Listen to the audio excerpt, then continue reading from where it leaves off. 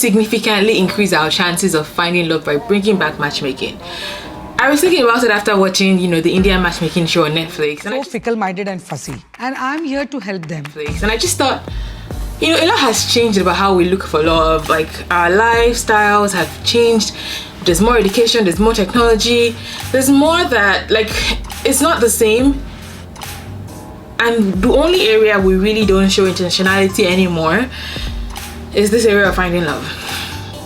Can we get results by bringing back matchmaking? Is kind of the gist of today's conversation. Let's get into it.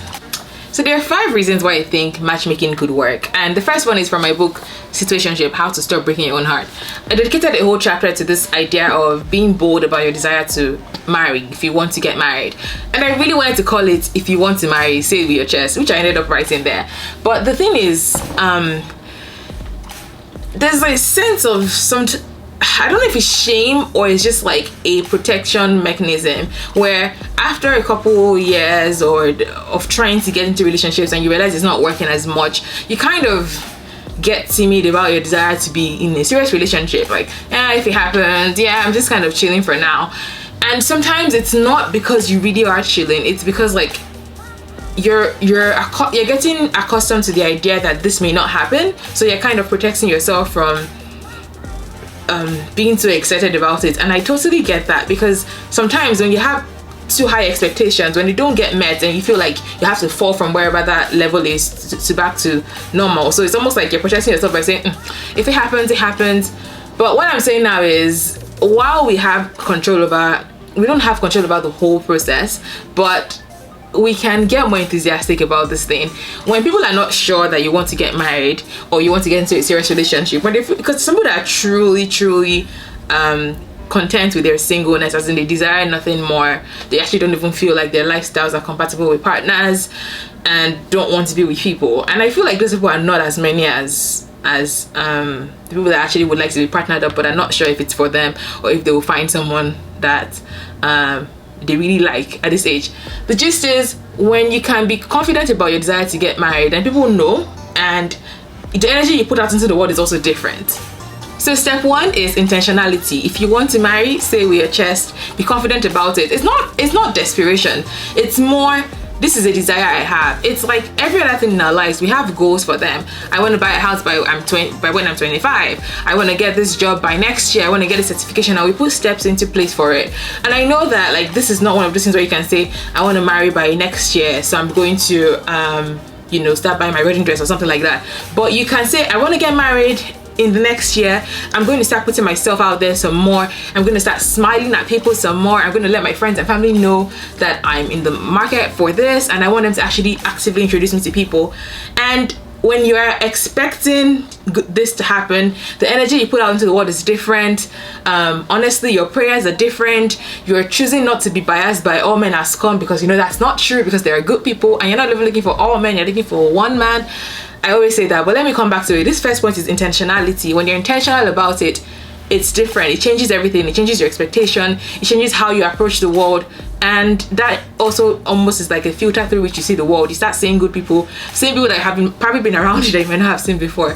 I could go on about this topic of intentionality, but let's just say that being intentional about this, as in having a goal that I truly want to get married, I want to meet people, I believe there are good people, and I'm going to take steps towards it, is the first thing. It all starts in your mind. Okay, so that's the first thing. The next thing is, we have to assume that good people know good people. So that's number 2. So if we have great friends and family members, great people, colleagues that know you, and these are like awesome people that you have good relationships with, the odds that they know people that are also good people that you haven't met are quite high. They might have a friend, a cousin, just not have thought about you in that light, but now that you've vocalized that you're looking for people and saying, hey, tell me if you know anybody that's interested in, how do you actually say this thing? Tell me if you know someone that tell me I'm ready to be married, or if you have any person to introduce me to, I'd honestly like to get an introduction and go on a date. If it works out, it works out. If it does not, it does not. Like, you're not saying, hey, go be my matchmaker, but you're just putting it out there that I'm interested. And when people come up on their radar, they're able to think about you as well. So we have to say that, we have to believe that good people and they know good people as well. So start with them. and this is using your family members and friends as matchmaking people. If you think about the paid part of things, I did some research, and apparently it can cost anywhere from $500 to $25,000 on average, but on the really high end about $100,000 to get match made. I know, it's pretty wild. There are a couple services I found on one New York Times article. I will link in the description as well. People are actually looking for this service, and they're truly tired of swiping, and I think it tends to be like, you know, executives. You get to a point in your career where money is not a problem, and it's like, okay, now I need to meet somebody. And the thing is that it's not that they are guaranteed of meeting somebody they would marry or something. It's that they increase the quality candidates they're able to meet with, right? That's another thing. The third reason why matchmaking could work leads into another advantage of having a matchmaker. Sometimes you're the problem. I know it's hard to think, but we have our own I want to say BS that people that we don't always realize that we have. And sometimes having a matchmaker is also like having a coach that can help you be like, okay, so you don't realize it, but when you go on dates, your arms are crossed the whole time. It's almost like you're ready to attack or something. You're too full of yourself. You just talk about yourself all the time. Especially guys, they tend to have that tendency. You know, you can have things like that. I remember one example where they had like a wing person date, so like a fake date where they just like assessed their, like, it was like a date, but the person was just like was working for the matchmaking service to just kind of check them out and how they are on dates, and they got a lot of feedback. Sometimes you don't really know how you're on dates, right? And you don't know what energy you might be giving off. I know it sounds like it's a lot of work for dating, but who says dating and marriage isn't work? Like, this is kind of prep, because marriage is love and all of that, but it's also work. It's also intentionally showing up for each other every day. It's doing things that improve yourself and improve the relationship, and, you know, sacrificing some things. So this is good practice for the work that it's going to take. So yeah, that point is that matchmaking can be a way to get coached.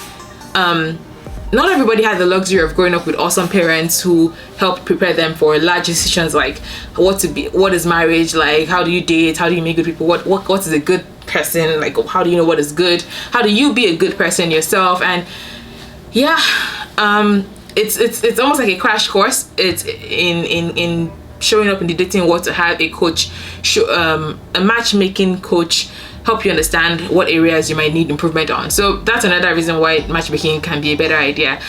So one way to apply this if you're not hiring a service but doing family members one is you can talk to your family members or close friends, and hopefully you have, like, you know, close friends like, hey, so I'm getting more serious about dating, and like, so first of all, I haven't gone on any dates this year, which honestly is a red flag. If you're looking to be dating, maybe you should be going on more dates.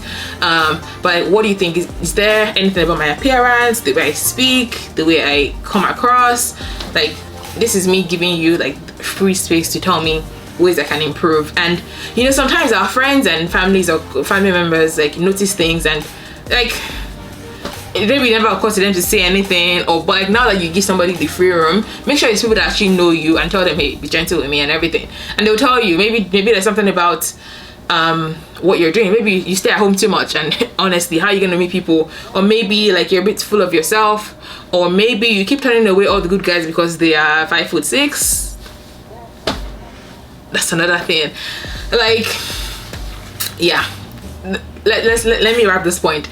I think that getting feedback is helpful, and even if you're not using a coaching service, a matchmaking service, you can get this feedback by asking people. There's this book I read that I need to remember the title. I think it's How to Get a Date Worth Keeping or something like that. Let me look it up real quick. Yeah, How to Get a Date Worth Keeping. It's a good book to check out on just dating and things you can do to increase your chances of getting a date worth keeping. Okay, all right. I was just saying that point about being 5'6" and how you kind of screen out guys that are, you know, 5'6".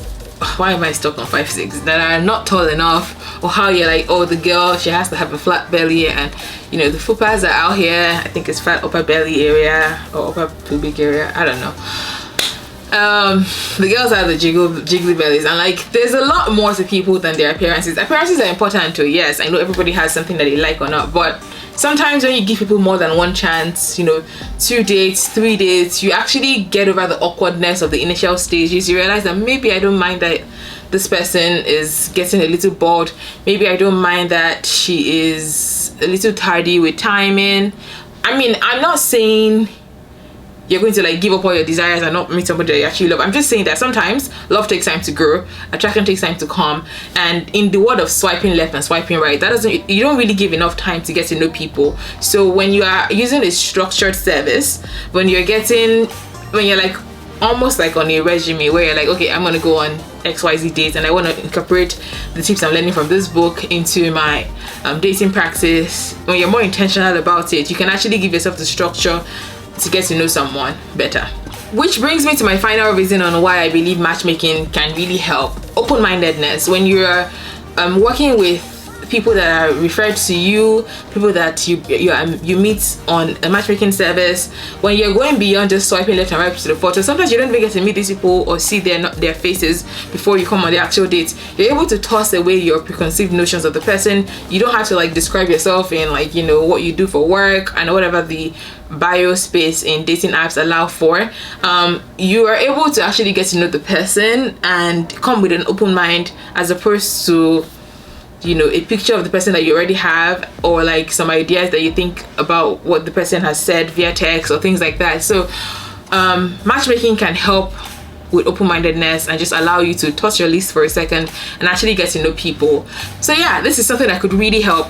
Of course, with anything there are cons, things that could make this really hard to do. The first one is that dating more means you have to meet a lot more people. It's a lot of work. You have to actually put in the work. We kind of went over that, so you have to be willing to put in the work, but the reward is great. If you meet someone that you really get along with, all of this will be worth it in the end. Second one is if you're going to pay for a matchmaking service, it can be quite pricey. There's $500 ones, $1,000 ones, $25,000 ones, and you are just paying for the privilege of increasing your chances of meeting people. This sounds very much like fertility treatment, paying for the chance of, not necessarily paying for that this is gonna happen. So yeah, it's expensive, and you have to save up the money for it if you're interested in it, or if you really cannot afford this at this time. To be honest, I know it's a lot of money and only people that are really fancy executives can do this at this time.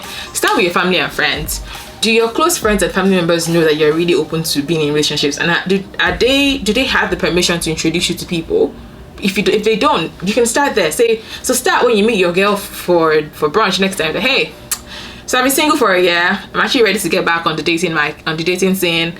I want to tap into your network. If you know people, even if they're a single person as well, like if you know people that you think would be a great fit for me, please introduce us. I'm trying to be more open-minded, so definitely want to give things a try. And you know my spec. Okay, he must have a job, she must be a Christian, or she needs to want kids, you know, things like that, like some basics that you can't really change, but like you can skip some things, like maybe he needs to make over 100,000. like money comes, money goes. I mean, if that's your deal breaker, for sure keep it up there. But yeah, we have to agree that a lot of people are exhausted from swiping left and right on phones and just, you know, being a face on a phone when people are deciding whether to date you or not. So this can be a way to skip that swiping left and right and really dip your foot into the world of real life dating, bring back some of the old time methods of meeting people. Even your parents, I know parents can be very annoying, and aunties and uncles can be annoying with like introducing you to every Tom, Dick and Harry, even though they're not a good fit. But coach them a little bit and be like, don't just introduce him to any random person, you know, like I'm trying to meet somebody that we could actually get along, you know, that he needs to like be a little bit cool, you know, something like that. Give them a guide and just give them a chance, and you really don't know where this could lead you to go to. I know that finding love can be really challenging. It can be annoying that you're having to put in so much work and it's not just happening randomly, but hey, some things take work for some people. It's not always fair, but hey, if you put in the work and it actually ends up well, this will be worth the work. So think about what this could be and put in the work for it. If you've enjoyed this video in any way or form, please like it. It helps my channel, it helps other people find me, it helps the algorithm know that this was something that was helpful and engaging conversation to be had. And if you have tried matchmaking, whether you've had friends hook you up with people, let me know how that has gone in the past in the comments below. And what do you think about this whole thing? Do you think this is something that we'll probably be looking to do more in the future as we evolve from dating apps to coming back to the real world again? Let me know what you think in the comments section for sure. Please don't forget to subscribe to my channel. My name is Fopsy and I love love. I talk about all things love and relationships. I'm here to help relationships thrive, and looking forward to seeing you again. Stick around and watch another video. Thank you, and don't forget to subscribe.